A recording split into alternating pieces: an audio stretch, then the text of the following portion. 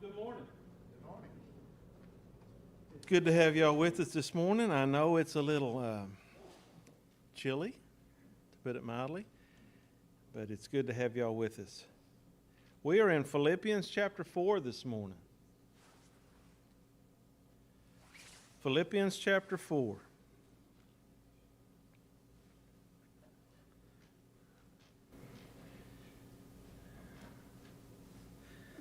This chapter here, we'd started, just begin with the first verse there last week, or been 2 weeks ago now.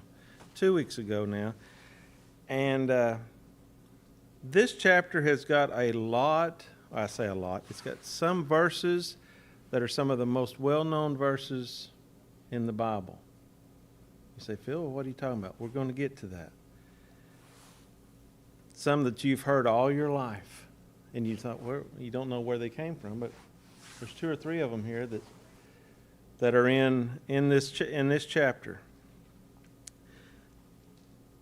We'll just start there at verse 1 of chapter 4.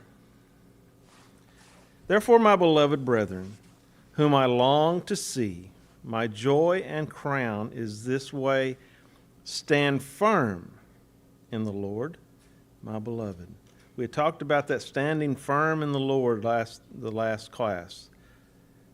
These 2 names are not Sue and Jane, so I'm not sure how they're pronounced.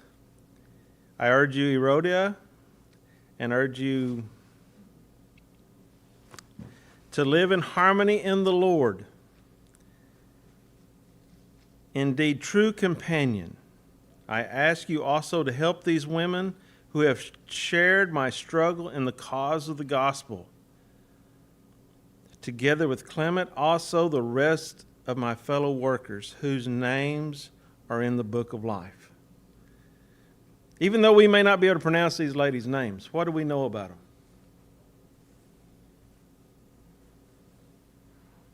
What do we know about these ladies?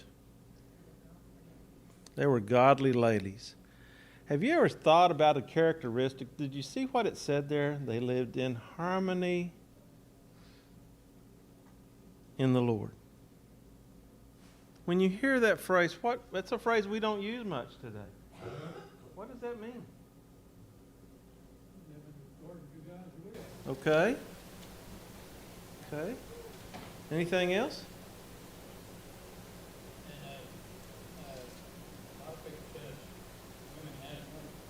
women goes both ways. Some places you got women preaching.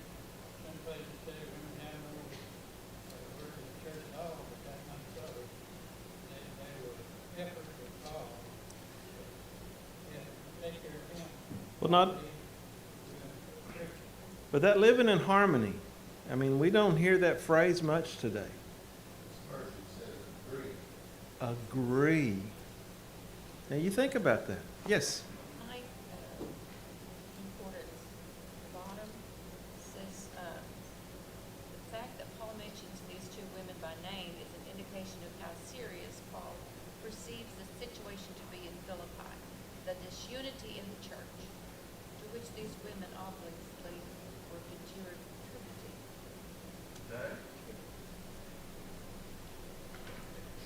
We know this, that they lived in harmony, or, you know. He's actually urging them. Yes. So maybe they weren't as harmonious. Yeah. But you think about that, it says, I ask you also to help these women who have shared in my struggle. We all know what Paul's been through. In the cause of the gospel. Together with Clement, also the rest of my fellow workers whose names are in the book of life. Whatever the case may be, whatever they have done, where does Paul say their names are at? Now you think about that. Paul has that assurance that these folks' names are in the book of life. My question, I mean, we can ask this all day long.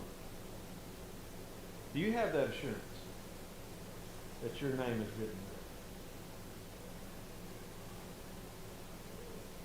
Something to think about. He's confident about with these people here. They're his fellow workers. Paul would never have been able to accomplish what he accomplished without all these people helping him. That is a good point. We think that Paul is, sometimes we think of him as Superman in the scriptures and what all he's been through, and he just keeps coming. But he's had a lot of help. People help taking care of him. People help doing this. People help. What does it tell us? Even though we may not be in front, there's so much more that we can do to help spread the word. Dale, Yes. we can know if our names are in the book of life if we go according to the Bible. That's true. Do everything according to the Bible. Now let's look at verse 4 now. This is one of those verses we was talking about. Rejoice in the Lord always, and again I say rejoice. What's the punctuation at the end of that verse? Exclamation point. Not just a period. Rejoice in the Lord always, and again I will say rejoice. Look forward to the future. Rejoice what you have coming Okay. when we get there. That could be part of it. Yeah. What else could we be rejoice in the Lord? Everything, Maybe hit on everything comes from him. So we should be thankful, grateful. It's hard for us to stop from thinking about the here and now, what we have in front of us. How many of us are just concentrate on what we deal with day to day? A lot of us are focused on that. He's wanting them to understand there's a bigger picture here. I feel, as I said, we should be happy, glad to help others. That's true. It's all part of it. It all goes hand in hand with that assurance. Verse 5. This is one of those verses. Let your gentle spirit be known to all men. The Lord is near. I've seen that on a t-shirt. Think about that one. Let that one soak in a minute. Let your gentle spirit be known to all men. The Lord is near. That's another phrase we don't use a lot, that gentle spirit. What does that mean? Let your gentle spirit be known to all men. Moderation. Okay? When you hear that phrase, gentle spirit, what comes to your mind? Kindness, which would have to be right there. Simply throw and be part of something. Christian virtues. Huh? Christian virtues. Okay. Would there be a person you can think of in your life? You say, take that as gentle spirit. Your mama. Huh? Your mama. Yeah, I mean, there's people that stand out. There's people that stand out, and that would be probably one of them. Gentle spirit.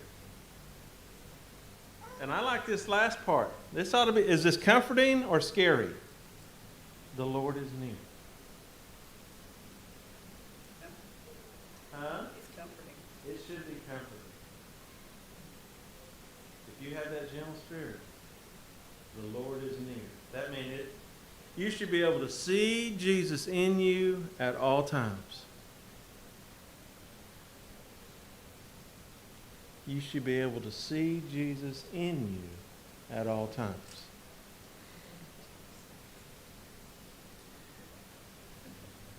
Verse 6. Be anxious for nothing, but in everything by prayer and supplication and thanksgiving let your requests be known to God. Okay, be anxious for nothing. What does that mean?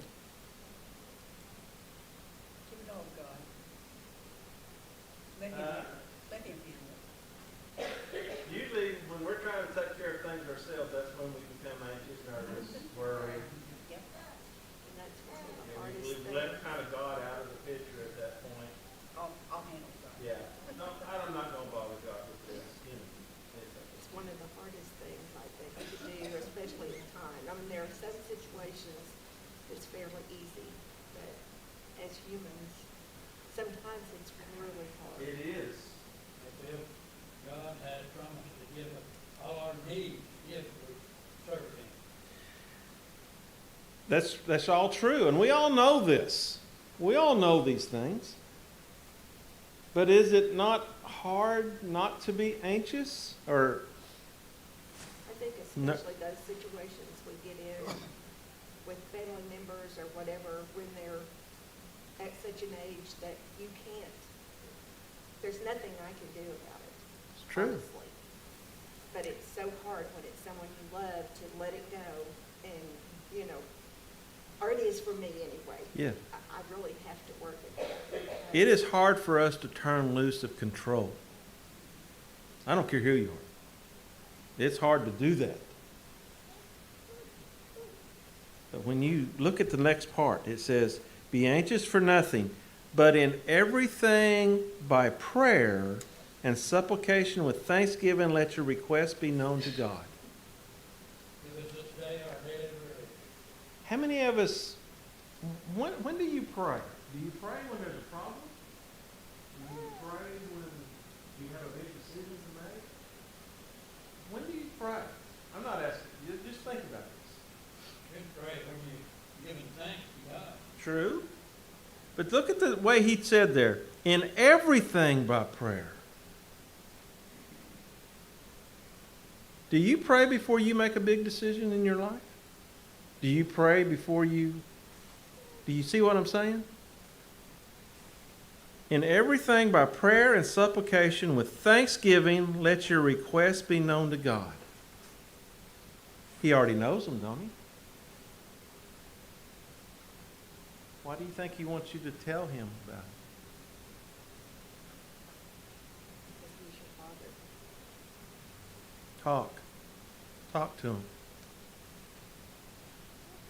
Just like we tell kids, talk to me, tell me what's going on. Yeah. He does the same thing.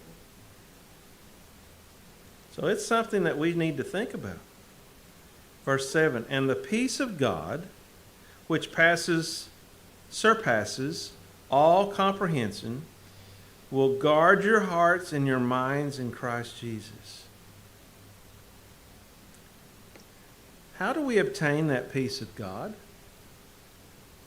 We all want peace. That's what everybody says. You know, we want peace in the world. We want peace. We want to be peace, have peace of mind. We want. What about that peace of God? What does that mean? Isn't that something we all should be striving for? Have that peace of God. Our faith should bring us peace. See it all working together to obtain that. And I don't know how someone that doesn't have God in their life, how they can make it through life. Because they don't have anything to rely on. They have nothing Except themselves. except themselves. And boy, I don't know about y'all, but I mess up pretty often. We all do. How many of us have reached that point where we have experienced that peace that passes all understanding? That's a good question.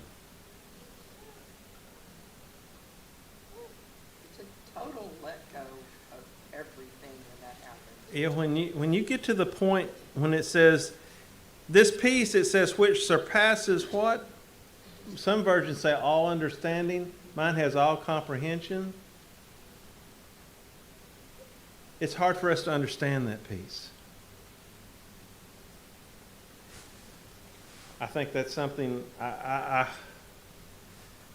me personally, I don't know that you can, it's hard to really understand when you got to that point that you know, I've got the peace of God.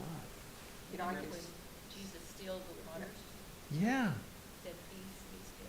peace be still. I can see a person who has struggled and struggled and struggled, trying to do it on their own, and then finally lets go enough that God gives them that inner peace, and then it's just mind blowing. It's just a whole nother, yeah. Because look at the last part of that verse, which surpasses all understanding or all comprehension, will guard your hearts and your minds in Christ Jesus. It is a very nice experience. Yeah, if you can come to the point where you can turn it over to Him. And don't worry, don't be anxious about it. Don't be anxious, don't worry about things. God will take care of it. And I think, fortunately, the older you get, the easier, and I'm not saying it's perfected by any means, but if you can look back on your life and you see those times when you know that He stepped in, He took it, He did what needed to be done, I think it makes it, or at least for me, I'm not there yet totally, but Yeah. it makes it easier. I think there's things that come up in your life when you can come to the point and say, God, I'm going to have to leave it in your hands. There are just some things I cannot control anymore. John 14:27, the peace I leave with you, Christ talking, the peace I leave with you, my peace I give to you, not as the world gives. Give I unto you, that not your heart be troubled, neither let it be afraid. Trust in God. I think it's something that we have to continually strive for. I don't think it's just something you wake up one day, well, I got the peace of God. No, I don't think it's that way. Well, and it's something we can help one another with. Yeah. Sometimes. Yeah. That's another need for fellowship and closeness among Christian brothers and sisters, is so that when you're really struggling with that, you have someone that you know you can go talk to, and they're Yeah. going to tell you what you need, what you need to hear, not always what you want to hear. But it takes a lot of confidence and closeness to be able to do that. Let's look there in verse 8. Finally, brethren, here he's talking to the brothers and sisters. Whatever is true, whatever is honorable, whatever is right, whatever is pure, whatever is lovely, whatever is of good repute, if there is any excellence, if there is anything worthy of praise, dwell on these things.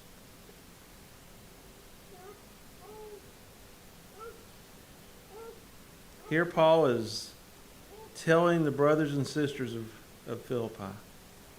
What is he telling them to concentrate on? Dwell on these things. Stand fast.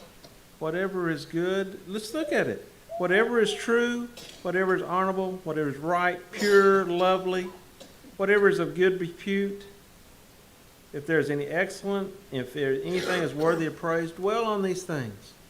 Fill your life with good. Think about that. Fill your life with good. Because your life's got to be full. If it's not with good, what is it going to be with? Concentrating on these things, it forces out. There you go. That's right. Like adding liquid to a vessel. You know, whatever you put in, you keep putting into it, you start forcing stuff out. That's right. Forcing bad stuff But you think about that. He's wanting them to dwell on these things. Some versions have, mine has over on the side, it says ponder on these things. This is something we need to have in our life. You need to think about that. You need to think about those things. Would this help with that piece, Kathy? Yeah, as verse 9 is going to tell us that. You know, you think about that. Look at verse 9 now. Yeah. The things you have learned and received and heard and seen in me, practice these things, and the God of peace will be with you. So you think about that. That's going to require effort on our part. And I don't know any more credible person to tell us that than Paul. That's right. Yeah.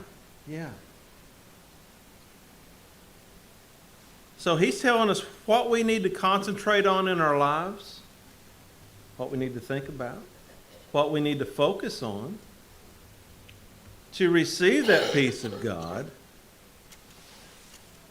And I think the thing that we need to remember, right before it says in verse 9, before it says the peace of God, what does it say? Practice these things.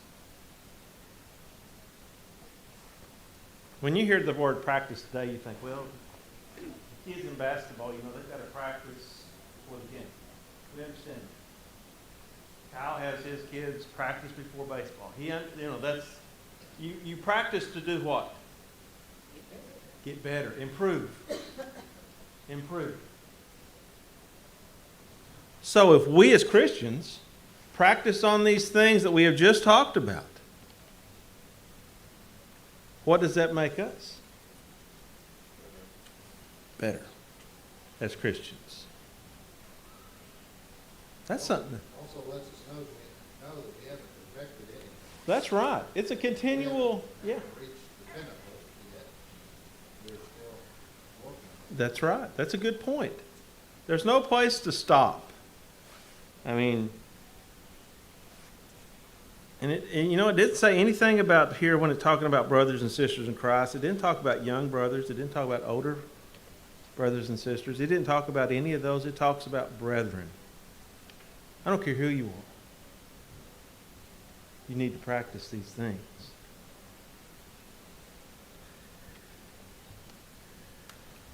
Verse 10. But I rejoice in the Lord greatly, that now at last you have revived your concern for me. Indeed, you were concerned before, but you lacked opportunity. Not that I speak from want, for I have learned to be content in whatever circumstances I am. I think we're all probably fall into this.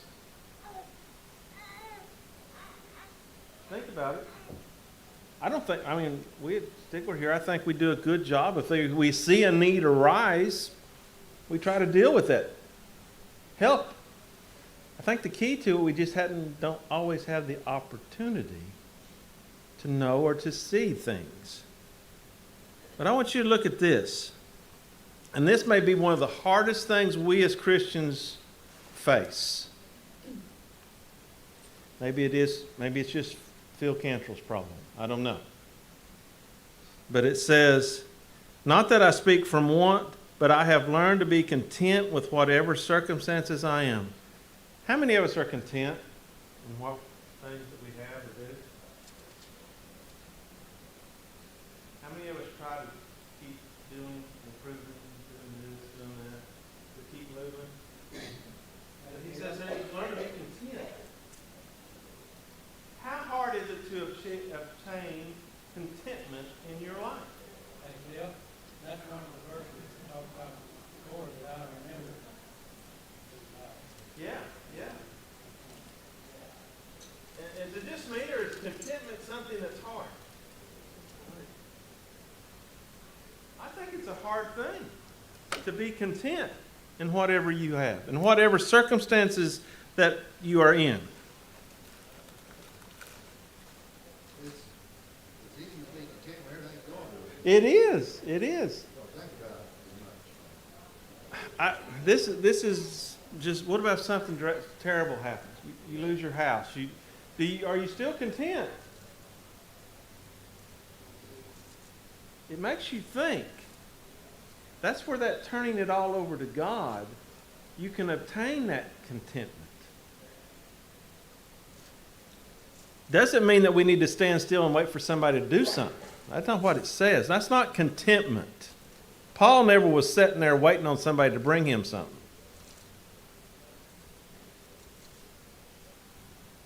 but to be content in whatever circumstances I am. I know how to get along with humble means. I also know how to live in prosperity. If any or every circumstances, I have learned the secret of being filled and going hungry, both of having abundance and suffering need. Yes, at this time he is in prison. And I'm sure at times he may have been in need. Paul never did ask nobody for nothing. Paul tried to make his own way in all things. Hey, Bill, First Timothy 6:6 says, "But godliness and contentment is great gain." It's true. Well, we're going to stop right there. Kids are coming in, so we're going to stop right there, and we'll try to finish it up next week. Thank you for your comments this morning.